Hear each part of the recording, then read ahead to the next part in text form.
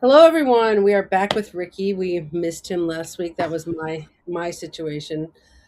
Usually he's traveling, but this week we are here to talk about a really interesting topic, which I want to hear from you, Ricky, a lot about how you deal with this, which is facing giants. So I thought of this topic because the David and Goliath story from the Bible. Are you familiar with it? I am. Yep. Okay. Well, what do you know about the story? Of David and Goliath. I grew up going to church, and if I remember correctly, is there was Goliath, the giant, that was wiping out all the soldiers, and I think oftentimes when two armies come to meet, sometimes they'll just, as in Troy, the movie, they'll put their champions to face each other, and whoever wins that, that's the winner of the battle. And so it's kind of one of those classic images where everyone says, "Who wants to be our champion?" And then everyone takes a step back, and then there's little David, and he's little but he's handy with the slingshot, and so he uses. This is the clue, right? He uses the slingshot and he takes out the giant. Yeah.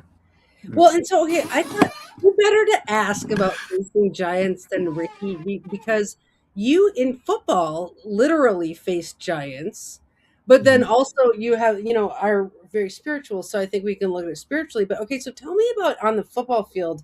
Were there ever people who are you just like, there's no way I want that guy to jump on me, or like tell me about the giants on the football field? Yeah, there's a bunch of guys, but I will say, and I think it's the same in life for the most part. For the most part, is that you're not by yourself, and so in a football context, it's a team. So even if there's one guy on one play that I have to take on, I'm still doing it with the support of my teammates. So that's always part of it. And if you feel like your teammates suck, right, then it's a different experience than if you feel like your teammates got your back, right? I think that's so part of it is how much help we have, how much help we don't have. I think that first is the first thing you have to consider when facing a giant, because even in the story of David and Goliath, there was an army behind David, right? So even if it was him facing the giant, there was something larger on the line, and I imagine he could feel the zeitgeist or the group feel of the moment and feeling like it was his moment to face the giant. And I think that's why he was able to overcome the giant. So I think the first thing is you have to have a meaningful story of why you are facing the giant. If you feel victimized, like I shouldn't be doing this is not fair, right, from jump, you're fucked. Ah, oh my god, you brought up two. I gotta write that one down. A meaningful story.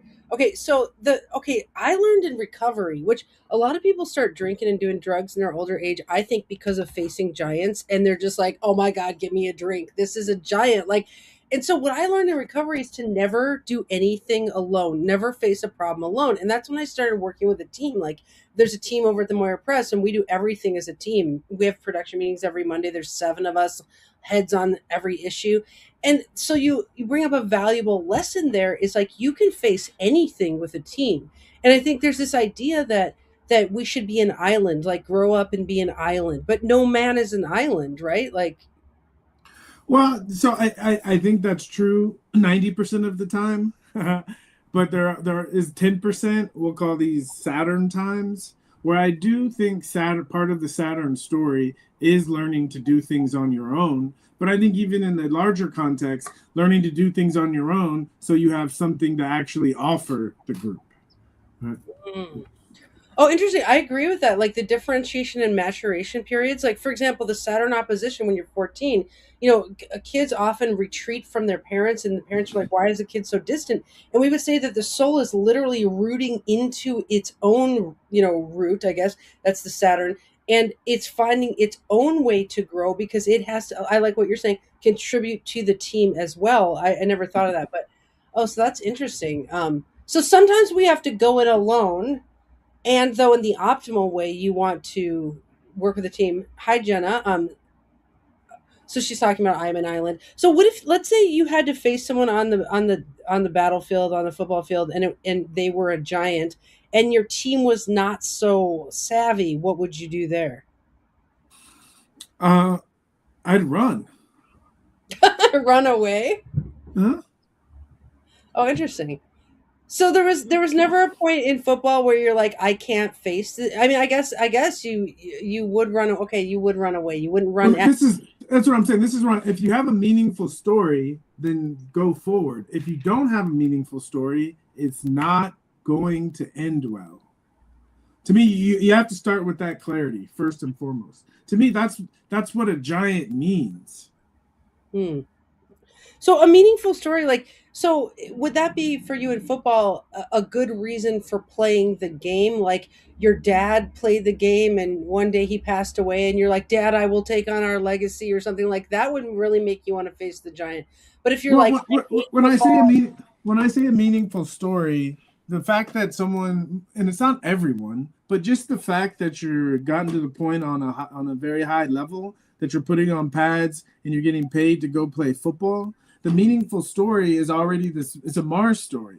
The meaningful battle, and we're trying to overcome something that's trying to take something from us, so we have to meet that battle. That's a meaningful story that goes back to the beginning of time, right? Mm, So that's what I mean, and it's already cooked in football, right? They teach us that every day, right? The coaches preach it every day, everywhere we go. That's a meaningful story. So it's easy in football because we have so much support for facing the giant, and not only the team, but the mythos around what it means to be a football player. mm.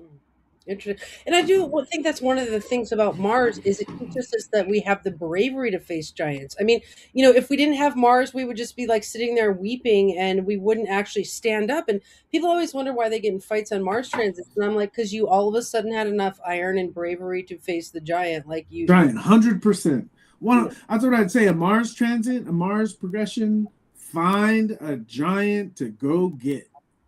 Oh, that's a good one. Like, right? Because a lot of people who have Mars and it's like erroneously placed is they're fighting people who aren't a giant. They're just like fighting with their partner or fighting, with their neighbor. And it's like you could be fighting for women's rights, or you could be fighting. It's like I love. How about take on a worthy giant, right? Like choose your giant, 100%. giant Yes. wisely. Yes. Yes.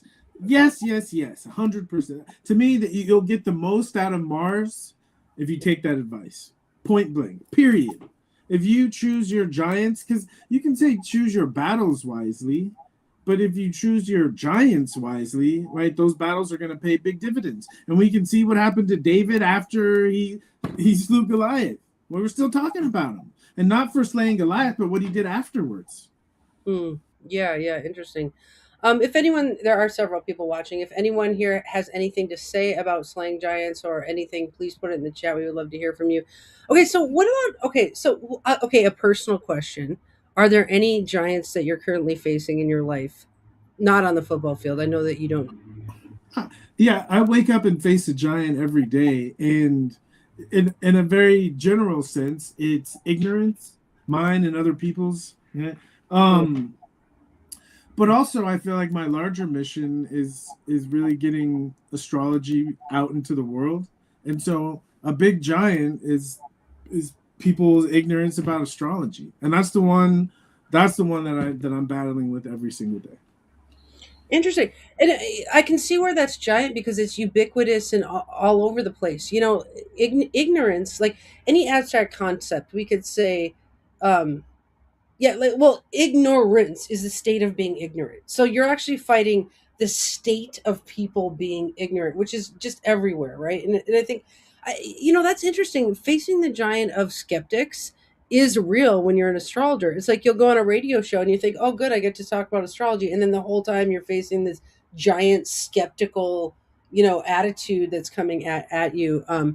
So, okay, so and I like that you have a goal. Like you say, you want to bring astrology maybe to the masses, which you could because you are well known, and I think that is a giant that you could actually, you know, hit really hard. So does it does it give you purpose to wake up looking at that? Does it make you feel defeated? What is your attitude about that?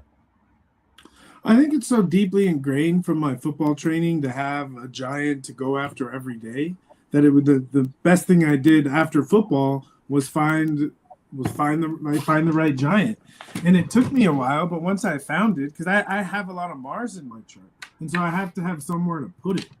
And I built a life where I have giants like football. I have giants to face on a daily basis. But when I was playing football, I felt like I was just entertaining people, and I feel like that training was necessary to give me all the skills I needed to face this massive giant. That if I defeat this one, the end result is the world is a better place, and that feels good to me.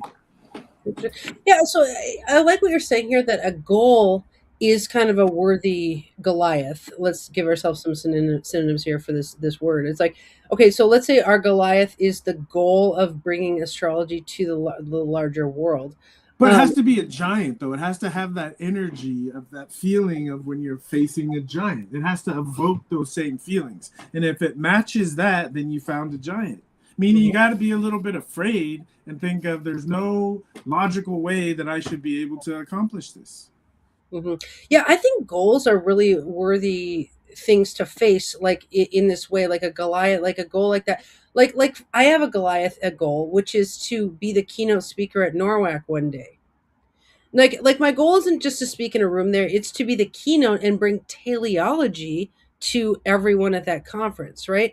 And that keeps me fighting because like every day, like my Facebook got taken down, and I could just be like, "All right, I give up." But I'm like, I have this giant where I'm like, how am I going to get up on the stage at Norwalk to talk about teleology if I quit right now? You know what I mean? And so it's like our But goal. what's the giant? But what's the giant that you're up against? Well, I think the giant there is that people don't know teleology, and it's like missing from astrology. So the giant is like the paucity of teleology in astrology at large. Like, I'm sorry, you gotta go deeper than that. You gotta go okay, deeper. okay. Um, what is the giant there? Well, I Because mean, you're onto something, but there's something deeper relative to teleology. I think that's the true giant. well, it would be okay. I would say it would be that framing astrology as a deep existential philosophy, technical philosophy. Say it. Say it. Say the And, word. Say the word. what? What's the word? Religion.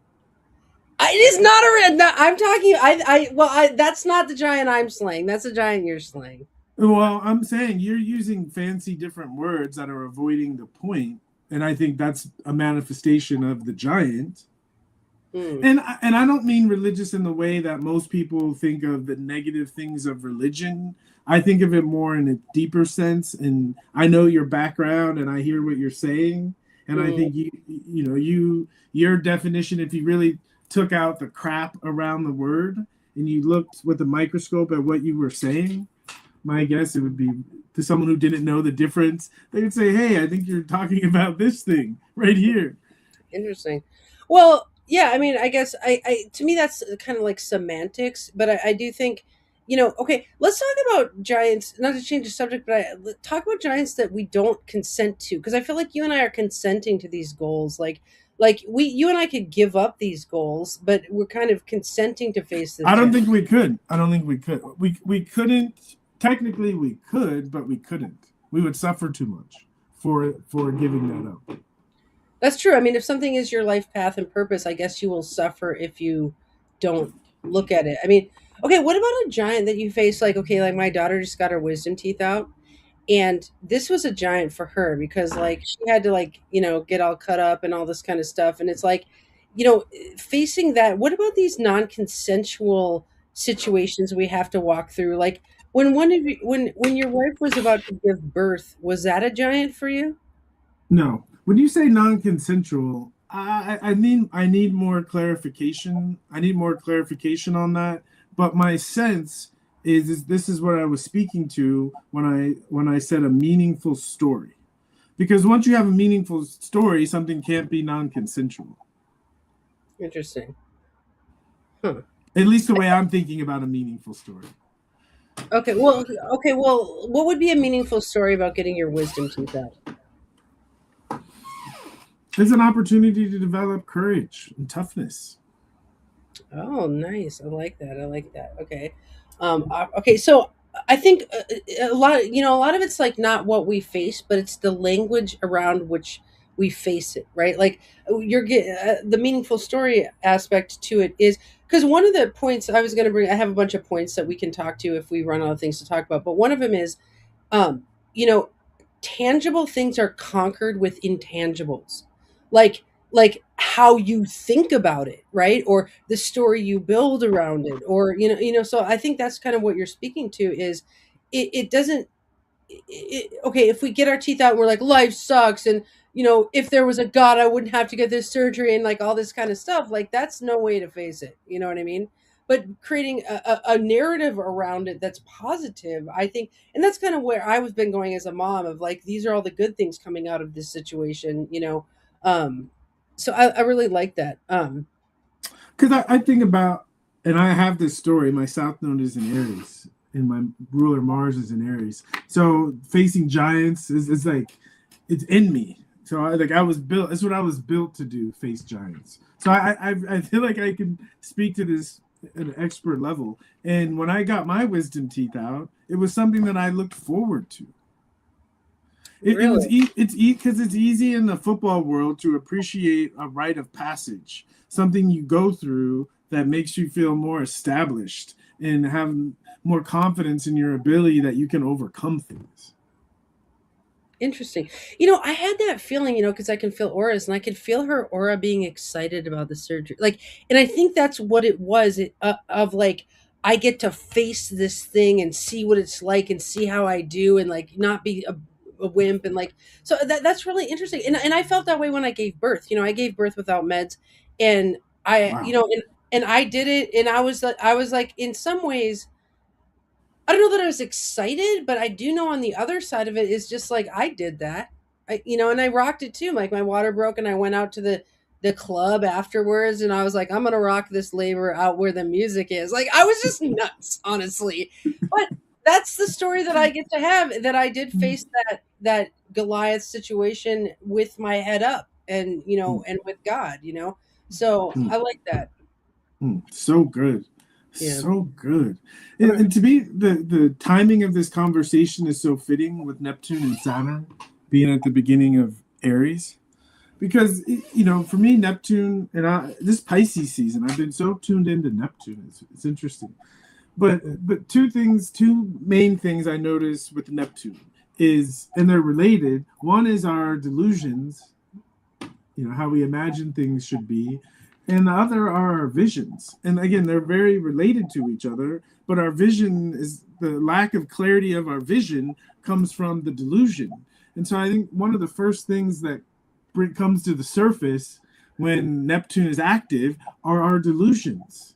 And we all have so many delusions about aggression, about Mars, about giants. And to me, anytime that we feel on the victim side of the giant, whatever it is, that's a delusion. And if we let go of that delusion, it allows us to have a vision or a better story about our relationship with the giant. Because to me, once we let go of, and I started to recognize the distance between what we imagine and what the ideal would be. Because the only way to truly reach an ideal is to use imagination energy. But if all of our imagination energy is used up in imagining all the things we don't want to happen, we don't have much to imagine the way we would like to see this thing go. Oh yeah, I worked with that like with my kid, and it's manifestation. Like she's like, I'm worried I'm getting an infection. I was like, the way we do that is we say, my mouth is healing, wholly and healthily, my mouth, and I was just like repeating the vision that it's like we don't want to envision, and that's one of the lessons of facing giants is you have to have a winning image in your mind about getting through it, right? Like, so if you say, I'm going to get my wisdom teeth out, you see yourself, I'm healthy. They pluck these teeth out, and I actually think visioning is a big part of being a winner in life is mind control. Yeah. Yeah, that's what my yoga teacher would say. So, as an exercise, this is one of the things that we can do, and it works. It's like what we're bringing up is the concept. It's just a concept, right? And a concept is something that we all, ideally have access to as a concept. But actually putting into practice, sometimes that becomes a little bit more difficult. So it's like, and we all have been in situations where some giant is in front of us, and we at least try to make some attempt to imagine ourselves overcoming the giant, but a lot of times we can't even have the vision of it. Ooh, okay. And I think that's where we're screwed. So one of the things that you can do once you find yourself in this situation, if you ever do, is you can ask a question. You can ask for information about all of the things that keep you from being able to envision yourself overcoming this giant. Because then you start to get all the awarenesses and the material, the delusions that you hold on to that block you from being able to see yourself overcoming that specific kind of giant. So you say ask a question, who, like asking who? Ask yourself. Right? I say ask yourself or ask your unconscious. Right? Ask your unconscious is you see the iceberg and 15% is on top. That's the part of us that has the ability to ask questions, right? The 85% on the bottom, to me, that's right. Duh, right? Making the unconscious conscious. The only way to do that is to consciously ask a question to bring consciousness to where there's unconsciousness. And if someone is trying to have a vision of them overcoming a giant and they can't, right? What's blocking them exists in the unconscious. So by asking the question, what is blocking this? All the things that were unconscious start to come up to the surface and become more conscious. And then we're in a position we have more freedom to do something about it. You know, I love where you're going with this. That it's the state of the mind that gets us through giants more than anything. And I love, asking yourself, your God, your higher power, whatever you want to call it, can you help me through this? That people with, and part of the story of David and Goliath is David was the smallest physically, but he had the heart of God in him. Like, and that's the thing is, let's talk about heart for a second. Okay, we're talking about mind control. What about heart? Like, so if, like, were there football players who were smaller than the rest of them, but like they were the scariest? Like, are there people with heart? I mean, obviously you But were the scariest. but even when we say heart, heart is a mental construct. Right? Because what allows someone to have heart is that their mind doesn't get in the way from blocking the heart from manifesting. And so they have a meaningful story that allows free access to that sun energy, to the heart that allows them to express it in a certain situation.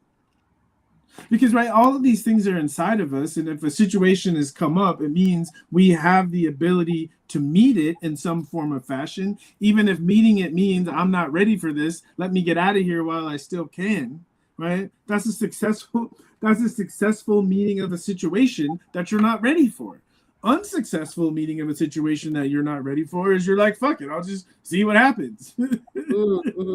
Well, okay, so like your wife giving birth wasn't a giant to you, but let's say it's a 18-year-old who kind of accidentally gets his girlfriend pregnant, and then he has to face the birth.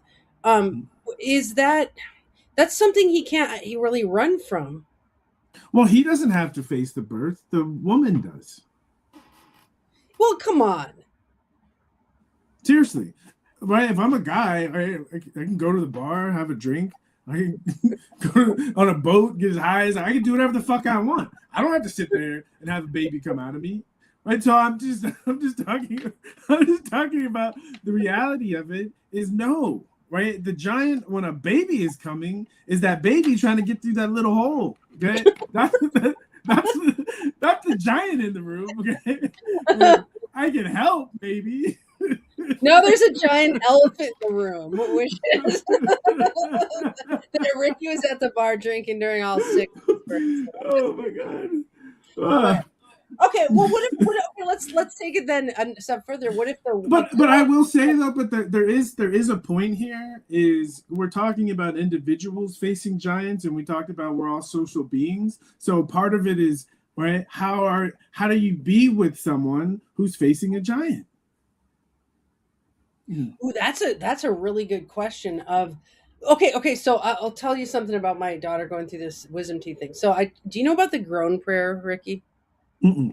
Okay, so she's like going on, and she's got Saturn in Virgo, sextile Mars and Cancer exactly. And so she like gets like aggressive medical stress basically. And she's going on, she's like, my teeth are fuzzy and I can't eat this, and then she's like kind of crying and stuff. And like there's all these rock and hard places, and all these transits are hitting her Mars Saturn. And so I was like, all right, it's time for the groan prayer, right? And the groan prayer is when you groan to God and you're just like, oh, like, you know what I mean? And then I'm sending you these gifs of babies crying. I was like, look at this baby doing the groan prayer. Like, and it's like, and I was like, there's the book Lamentations in the Bible for a reason, you know? So That's that was nice. one of the ways I held space for her during this giant. But yeah.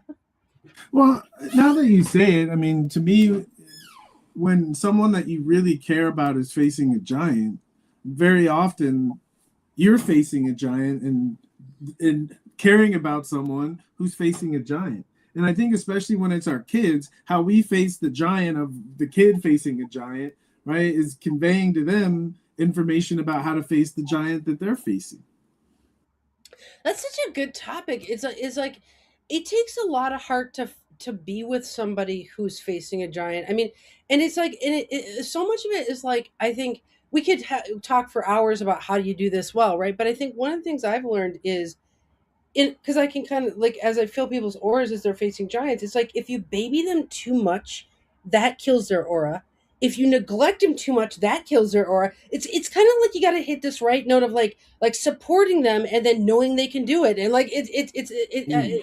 you The know. story, the story. You, right, to me, if you're going through it, and especially if someone is younger, even if they're not, if you can hold a meaningful story about why they need to face this giant, oh, right, then they have access to it. But if you're freaking out like them, like, oh man, this sucks, ooh, they're screwed. You know, it's reminded me of my 60s, he's almost 16, my son, and when he was 2.5, we had this big play set in the backyard, and it was first time going on the play set, and it had one of those like rickety bridges, you know. And I was holding his hand, and he got to the bridge, and he took one step, and he froze, you know. And I looked at him, and I was like, dude, I'm right here. You know, he didn't care, right? There was a for him crossing that bridge, not being sure of his next step. That was a giant. Okay? Yeah. And I remember at first I was like, I almost started to get upset. Like, dude, what are you afraid of? And then his chart flashed in front of me. Right? And he's got 5 planets in the second house, and he's got Moon, Venus, in Aries opposed by Saturn, okay, in the second house. And to me, one of the second house themes that comes up a lot for people is this question of, do I have what it takes? You know? And so in that moment, I could see my son throughout his life over and over and over and over and over again, he's going to have to face the giant of, do I have what it takes? And how I can help him navigate how to face this giant of, do I have what it takes to cross this bridge, right? Can go a long way into how he faces this giant when it comes up over and over and over again. And someone who's got a lot of Mars stuff, a lot of Aries stuff, one of the things you can say in their chart is they are going to face giants. Mm-hmm. Yeah, interesting. Well, they say that people with T squares are more successful than people without them, and I think people with extreme amounts of internal conflict states get trained to face the giant. Like they're facing internal Goliaths constantly, right? So it's like I think there's a little grit that's developed when you have squares and things in the chart. And I think, do you think that some charts are more? Well, you brought it up. Are more apt to face big goals and situations like that.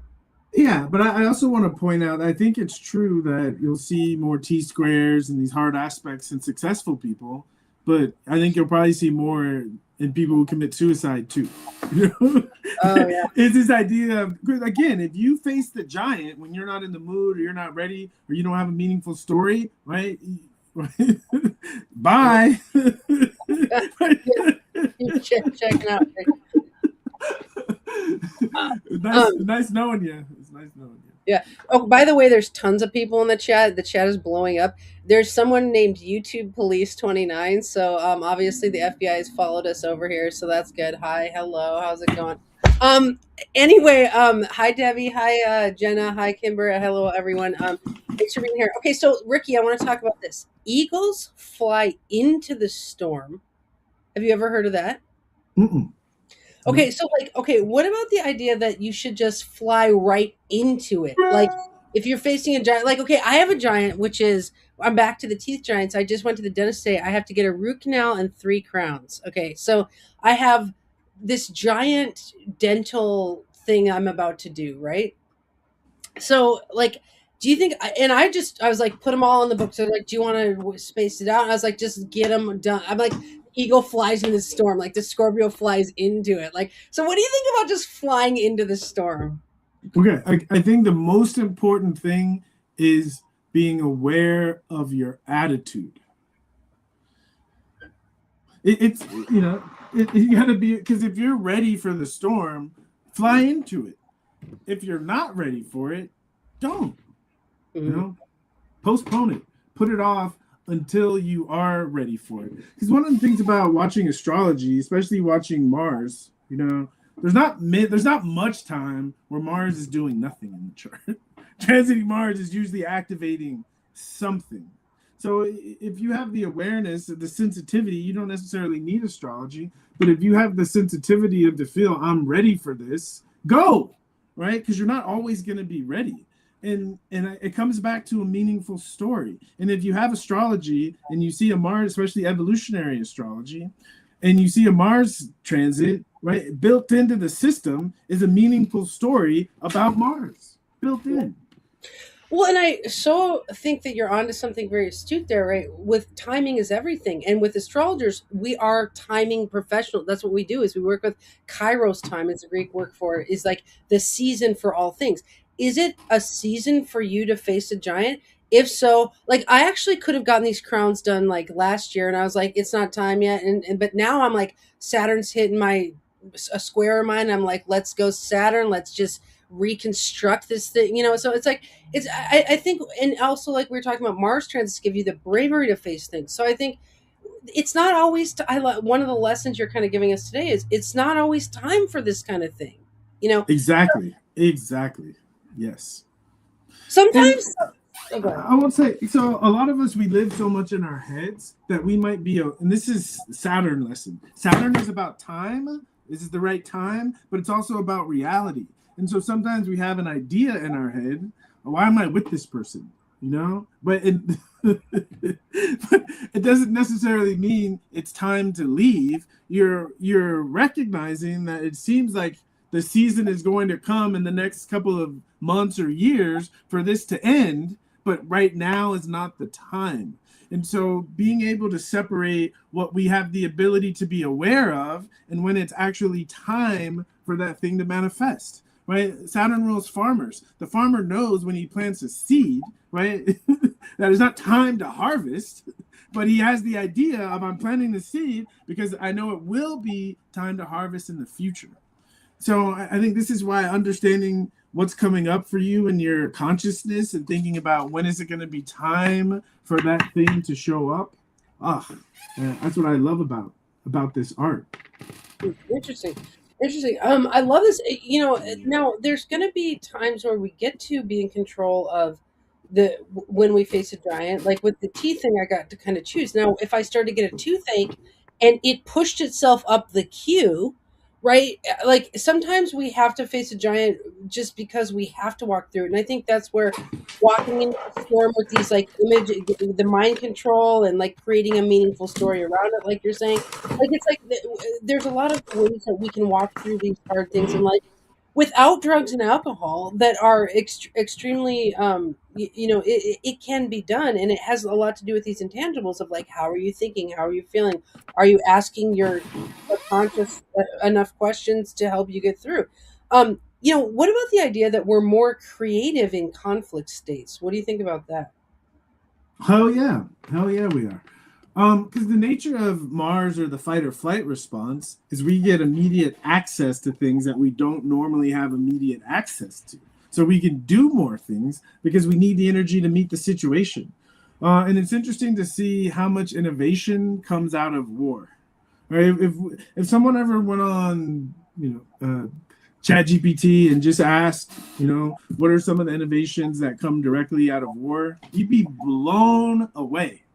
Computers, right, would probably be on the top of the list. And how fast, because we had to try to break the codes of the Germans and all this willpower and intellectual power figuring it out, right? Because of that, we were able to get to computers, 20, 30 years later. So functional computers. So much comes out, and I think this is what is lost, the innovation that comes out of immediacy.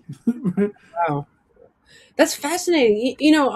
I used to have somebody I battled with. Well, I'll say his name, my baby daddy, and I kept battling with him after we broke up. We were together for 14 years. We broke up, and then we went and had a band together for 4 years, and we kept battling in the band. And I was like, why do I stay with this person and just battle and battle and battle? And then I read this thing that was saying that in conflict, people are more creative and more productive.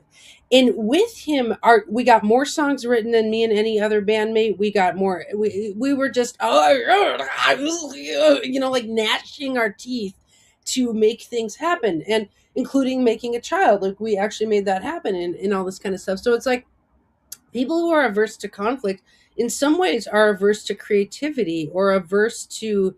I mean, well, maybe that I can't really say that because you could have Yes, you can. Yes, you can. You can. I'll tell you why. Because in the creativity that you're talking about, at least in nature, right? If a man can't access his Mars, he doesn't have the ability to be creative. Literally. Interesting. Yeah, you can't really make a baby without your Mars, right? Like you can't. You can't. You cannot. It's not possible. I mean, they can pull it out. Even then, you still need a needle. So yeah, you can't have a baby without Mars. You can't be creative. You can't be creative without Mars. It ain't possible. Yeah. Well, and it's so interesting. Like you were saying, how you looked forward to getting your wisdom teeth out. It's like, I know that my kid has learned a lot about herself through this journey, right? How does she face it? How does she deal with pain? Like what, all these things. What is she like under anesthesia? And just bigger principles. She learned the groan prayer, for crying out loud. And I've heard her say things like, God willing, I can eat today, God willing. Like, and it's like she's got a little more God in her through this. You know what I'm saying? It's like, how they roll their eyes at all the God stuff, but then you got it in them, kind of. That's how I always feel. I'm just like, Yeah, yeah. So it's real.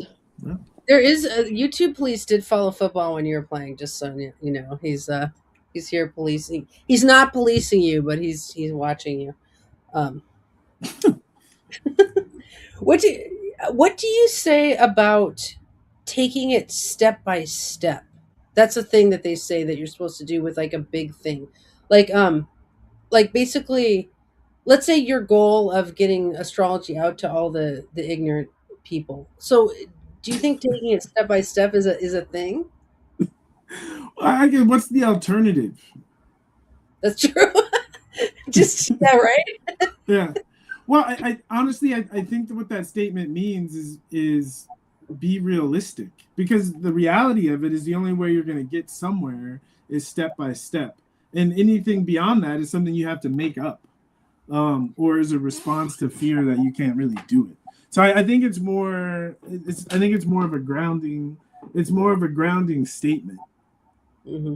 Well, and I think sometimes people get, when they get a big vision or a big giant that they want to face, they get overwhelmed by the magnitude of such a thing.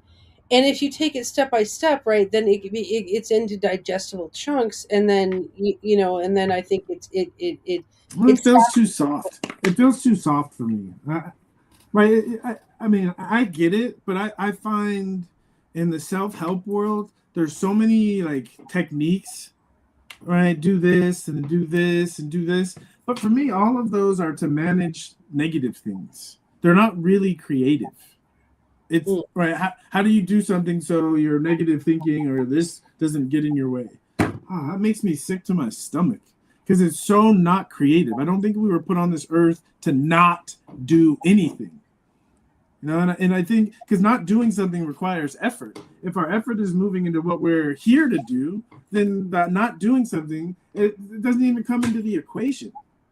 Wow. Yeah, I mean, Yeah, I think that's so interesting to say. Not doing something takes more energy. Yeah, yeah. I was talking about my mom about that earlier today, where she's like, "I get up and I can't not do something," and like, it's the sunlight hits your eyes, it goes down your spine, it hits your spinal fluid, it comes out your chakras, and it's like to not do something is to kill the self, Yeah. essentially. Yeah, and if you're gonna be busy with chi all day from the sun, you might as well, give Do yourself. something with it. Yeah, that's Exactly. You might yeah, as well do something creative or productive with it. Because even if you put something out in the world and it doesn't feel good or whatever, right? You learn from it. And then the next day when you put something out, it's going to be right adjusted based on what you learned the previous day. And to me, this is this is the practical expression of one step at a time, one day at a time, one because that's the reality of how things are going to work anyway. yeah, yeah, yeah. Hey, YouTube police, I see that you're saying we could come on your show. You should come on our show. If you want to come on our show, here, email me here. I'm going to give you my email address. Okay. So, okay, what do you think about the concept of rising to the occasion? Mars. Ah.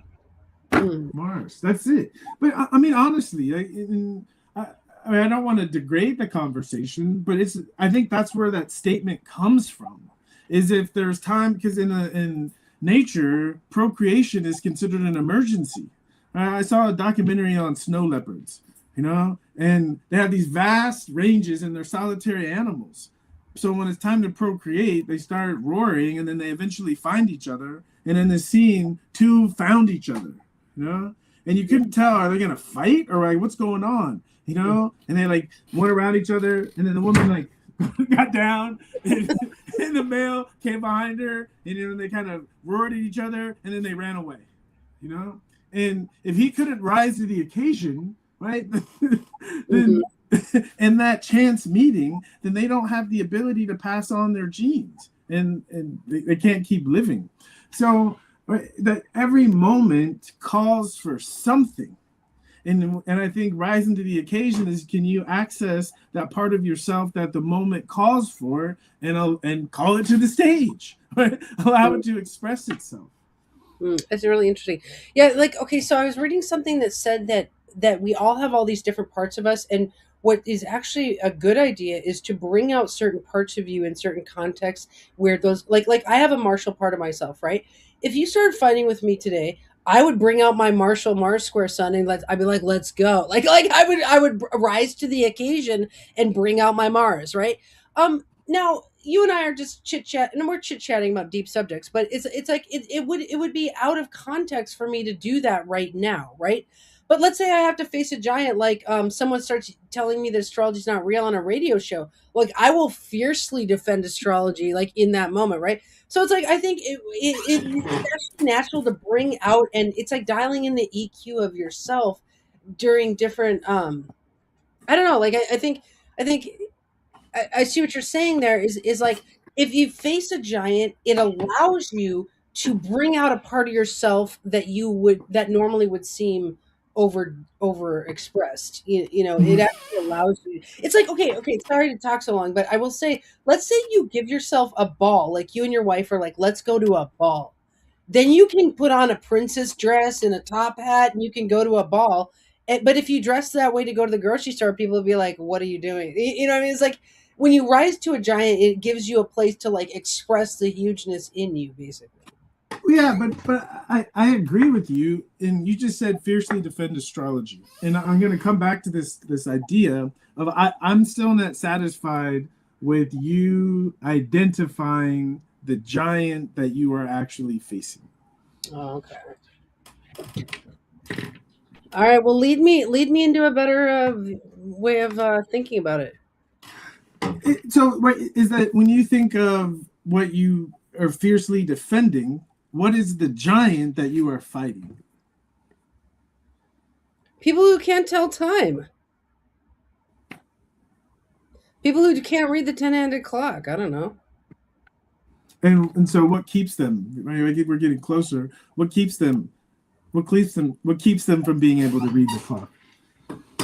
Um, Being underdeveloped as a human. No, I'm just kidding. Kidding, not kidding. Being a Oh, tiny spiritual baby. okay, all right. and so what to me, if we keep going, but if you could get to the bottom of the origin of what you're recognizing manifesting through them, then you can get clarity on the giant that you're facing. Mm-hmm. Interesting. Yeah, I mean, I don't know. I guess I'm facing a lot of giants. Like I face one of the giants that I face is violence, cyclical violence, and the lacking of awareness that it's celestially induced. For example, like I guess I'm fighting ignorance as well. I mean, it's ignorance to, you know, the fact that celestial influences are real and palpable. Sounds like religion, but I'm not Sounds gonna like go. science, actually.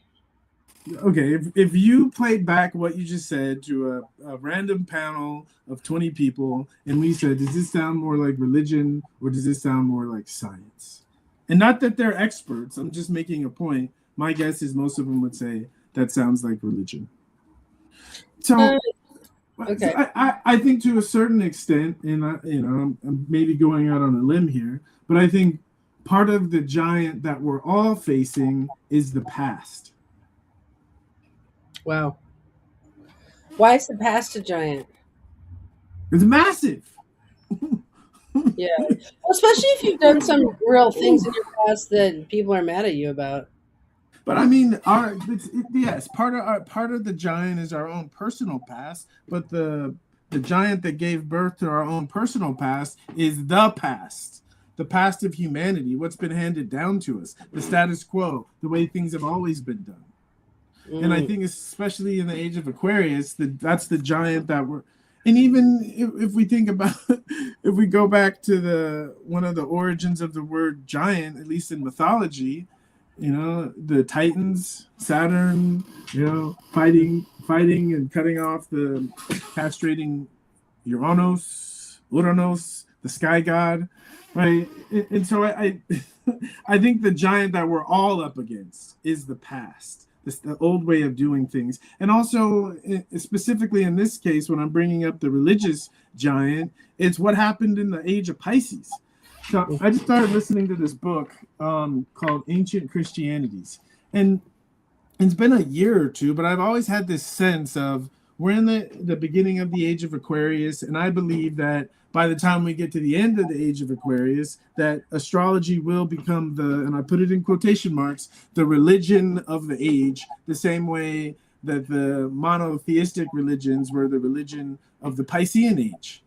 And so I'm listening to this book, and I can't help but notice how much Jupiter, Neptune, and Pisces was so present at the beginning of Christianity. It's like, whoa, like really feeling the age of Pisces. And it's crazy, right? And then we know all of the horrible things that have been done in the name of religion through the age of Pisces. And so our relationship with religion is so wounded. Again, this is why I'm talking about the past, that we don't have access to what the actual value of it is. And I think the value of it is, and always has been, our relationship to the cosmos, our relationship to the gods, to the forces, what we study when we study astrology. Mm. So I have a question for you. Yeah. Do you identify as a giant? I recognize when people perceive me that way. Yes, I do. Hmm. I wasn't talking about your manhood. No, I'm just kidding. Sorry, I had to make a Ricky joke. Yes, YouTube police. We are on every Wednesday Yeah, from. you never know. Sometimes they're like, "Whoa," or they're like, "That's it." So again, it depends on the eye Depends of how big they are. It depends how big they are. the exactly. It depends on the eye of the beholder, or it depends what they've seen before. It depends on the receiver of the beholder. If a girl's like 4'10", then it's like you're probably sorry. Even then, it depends what she's. Again, the past is the giant. It depends. It depends on what she's experienced in the past. Oh shit. Um, I you know I okay. So I think you are a giant in as much as you're larger than life. And I think it's not just that you are famous. I think what makes you famous is your spirit. Like every week when I see you, how are you, Ricky? I'm great. I'm great. And to some people, that is intimidating. The fact that you keep finding greatness in this place we call Earth. Like, I think your spirit is a giant. It's giant. You have a giant spirit. No, I think in the mythology, it's like when you there's monsters that when they eat you, they get your power. And so I think someone is a giant when they've conquered many giants. Ah, Because interesting. we do consume experiences. We can't always metabolize them or digest them, but life is consuming. Oh, I had this image. Life is consuming experience. So I was reading some spiritual book, and it put out the idea that life on Earth is gestation for life for the next life. For that Wow. this gestation process, and then we're born into a spiritual self. And it makes sense. I remember when I was in the second grade, we got little chicks and incubators, and we learned all about eggs. And I remember learning about basically that the yolk was the potential chick, and the stuff around it was the nutrients to feed the chick so that it could hatch and be born. And so if we think of Earth, right, as this egg, and we are the yolk, and our experiences are the white parts, and they're nurturing us to be born, right, at death into a spiritual self. Hmm. Whoa, that's a good one. Yeah. Um, they're talking about you in the chat. It's kind of cute. They're like, Ricky is unapologetically interesting. They're like, your chat is blowing up, Ricky. You are really doing a good job. You have a lot of people who are in your virtuous cycle loop of conversation. Okay, so I have to tell you that I want to speak to that consuming of experiences in giants. Like, okay, I think I faced a giant when I translated the Vedic Valens anthology. Oof. That giant took me 15 years and a vision from God where I had only gotten 4.5 books done and I was 39. And I was like facing this giant of trying to figure out, get the next 5 books done without dying first. And I did almost die. And I got a vision when I was almost done, and it said, "You're going to finish the Valens anthology by the time you're 40," which was 6 months later. And I was like, I woke up from a vision and I finished all 5 books in the next 6 months. Like, I just like powered it out. I also think I faced a giant with publishing remediation because I was so sick of astrologers negativizing the minds of people that I was like, oh no, I can't do this one more day. And like I faced that giant as well. So I do think I have faced a few giants. I'm not saying I am a giant, but I would say that probably some people meet me and they're like, whoa, she's way bigger than I thought, just in my attitude.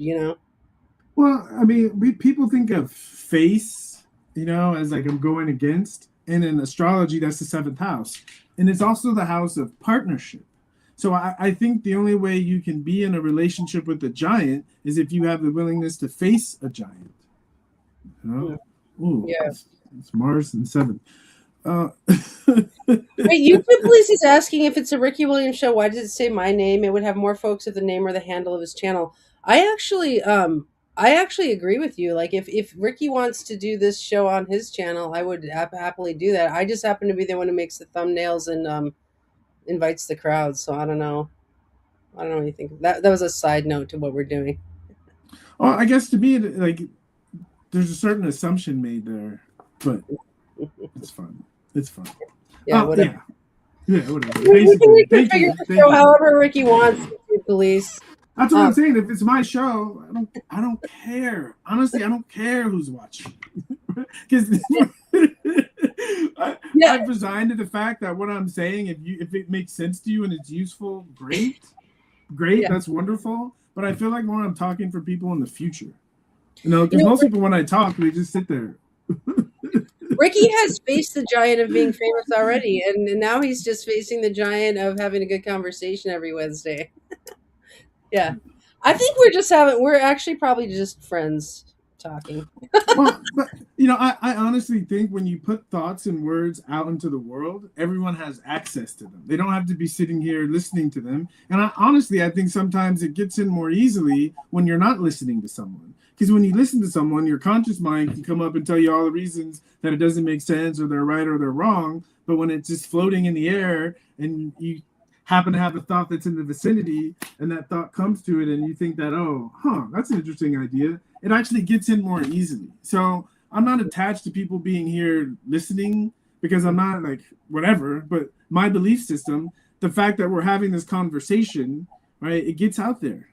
We're generating something that's real, and it's floating around for anyone that's ready for it. Man, you are really something else. You are really something. I That's think that's the point. I think that's the point of life, is to be unapologetically interesting. And it's easier for me because I'm Gemini, etc., whatever. But still, we can all be interesting in our own way. But I think the key point is being unapologetic. What the fuck are you apologizing for? well, you know what the biggest offense in show business is? To be boring. I'll take interesting over boring any day. Well, thank you for speaking to this topic. Of all the people that I've been delving into this topic with, I think you gave us a lot to work with, and I just so appreciate you. Get ready. I'm going to start pulling out the parables from the Bible or whatever they're called. We're going to. I'm ready. Oh yeah, I had a question for you. What year? What year these texts that you're translating? What year were they written originally? I think I'd have to look it up. I think it's like 200 AD. Wow, perfect. Yeah, that's just before the time period I'm studying right now, so it's fascinating. So thank you. Well, if you ever want a copy of the anthology, I can send you one. Please, I do. Okay, I'll send you one for your birthday. Badly, I do. All right, I'll send you one for your birthday, goodly. Okay, all right, Ricky. So good to see you. I missed you last week. All right, bye everyone in the chat. Thank you.